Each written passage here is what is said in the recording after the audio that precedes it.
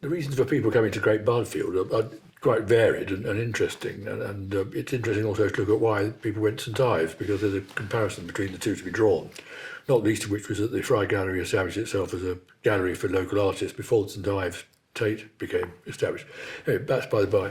But Bawden, and as we've said, knew the area, must have known it because he was born and bred in Braintree, and certainly by the time he and Ravilious had finished at college, they were anxious to pursue their watercolour work. They were both into commercial work before, and Edward and came out one weekend and decided that perhaps this was a good part of the country, and they hired Half Brick House, as you've heard. And it was really from Aldridge, in fact, had arrived there, I think, the year before, as far as I can gather, and was living in the village, and another artist of some merit. But there wasn't any connection, as far as I can see, between the two. They were friendly afterwards, but it wasn't he who brought them there. They brought themselves there.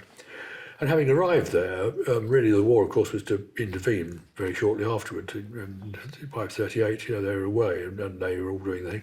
But after the war, Bawden returned to Great Bardfield, and his teaching commitments brought him into touch with bright students who worked for him on various projects like the Festival of Britain mural in 1951. And so as a result of that, he said, look, there's good living out in this part of Essex. It's nice, it's rural, it was tranquil. We talked about the housing being relatively inexpensive, and that certainly was an attraction to some people there.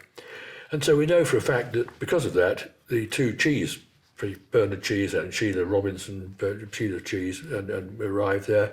Walter Hoyle arrived there as well, Bawden's instigation. And then subsequently, other people came because they knew things were going on. Marianne Straub, who was a Swiss lady who came and did designs in England, particularly in tapestries and weaving. But she came to work in Braintree, and everybody said, it's a marvellous community in Great Bardfield, you must go there. So she ended up there. And people came because they were attracted to what was going on.